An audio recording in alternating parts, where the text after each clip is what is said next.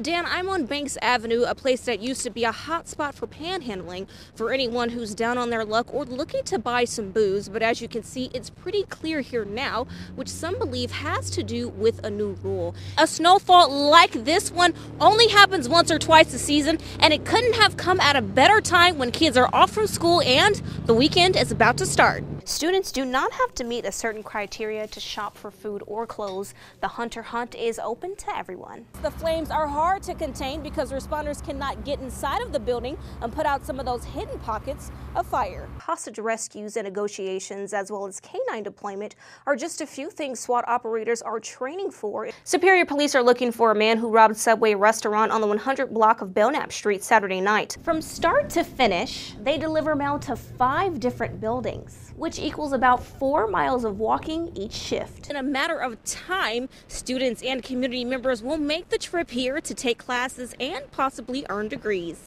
Whether they are looking to heal or amp up an inactive lifestyle, people are trading in sitting for standing. Officials say the weather has put construction back a few weeks, but they are working hard to make sure games are played here this fall. More people thought that way. I know, isn't he just the cutest little thing? That is pretty nice.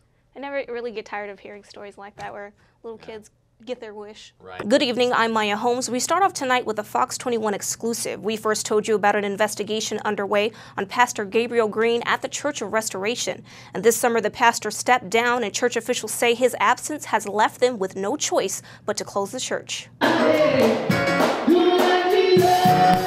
It was nearly 4 years ago when Pastor Gabriel and First Lady Heather Green had a vision to create a place of worship in the Twin Ports, free of denomination standards and offering people a fresh start. The people who've come in these doors, the stories that they've shared, the lives that have been touched, I don't think I've ever done anything more important or valuable in my life. But on this Sunday, the church that people have come to gain sanity and a deeper meaning to life will be locked up until further notice. I'm emotionally exhausted. It has been such a difficult, bittersweet decision to close the doors. I'm kind of down about it, to be honest with you, but I'm smiling because, you know, God is not finished with this church. The shutdown all because Pastor Gabe stepped down early August after allegations of misconduct involving church funds and inappropriate relations outside of his marriage. At this time, I'd rather not comment on it. I think that our pastor is moving on to do great things where he is, and that's wonderful for him. Church members tell us the news left them shocked, discouraged, and broken.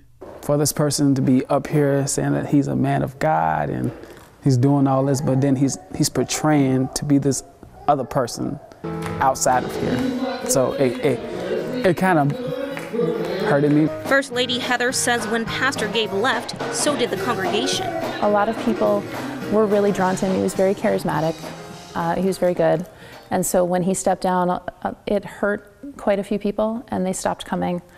Not having a pastor and going from about 200 members to now about 10 has left them financially stricken, with not enough money to pay the bills, forcing them to lock the doors. And if we could just maintain the utility bills, we would absolutely stay open. But the First Lady says they will still go on. I feel like it's very important for us to stay focused on the church as a whole and not get too caught up in one specific person and what they've done. They will operate as a church with no walls. The vision for that is still being worked out. You know, God has different plans for us, and that's fine. I trust his plan better than mine. Mine usually fails, so. But God's plan never fails, so I'm just going to stay true to that. We reached out to Pastor Green. Our calls were not returned. I don't wish this upon anybody. Plumes of smoke escaped Applewood Knoll Apartments as fire ravaged the inside.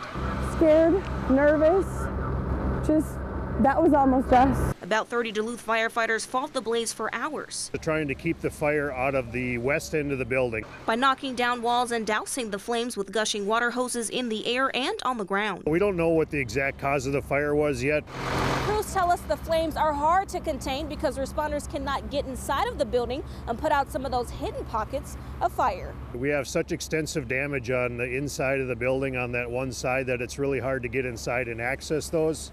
The heavy east wind also gave firefighters a good fight. We just make sure we keep everybody hydrated and keep switching crews out.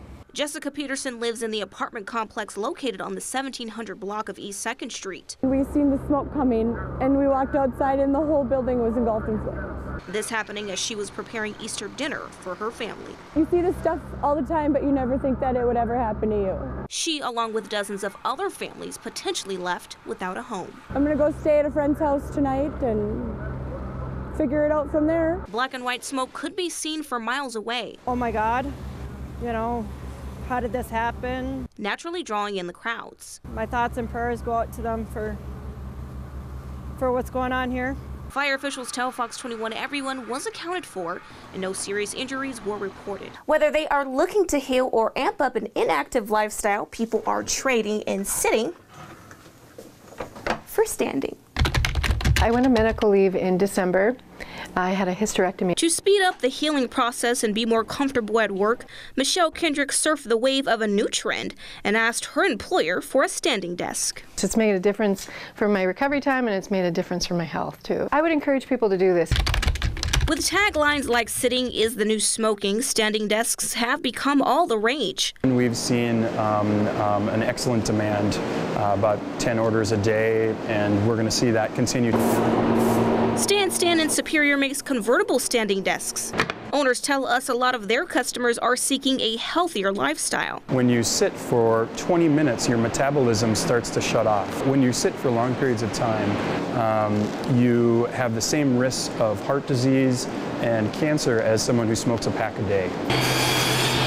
Some medical experts believe being on your own 2 feet can go a long way towards fighting obesity and disease. It lowers your chances of getting heart disease exponentially. Westmoreland, Flint, and downtown Duluth decided to convert almost all of their desks to standing stations. Nobody likes sitting on their butt all day, so it's a great option. Heather Saley says the transition has helped reduce her carpal tunnel, neck problems, and headaches. Ailments in your life that you just didn't realize really stem from the way that you sit at your desk. 500 for...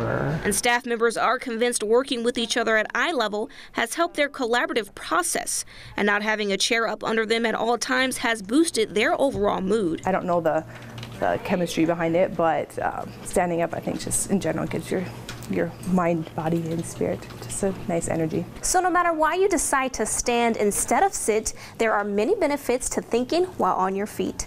In Duluth, I'm Maya Holmes, KQDS FOX 21.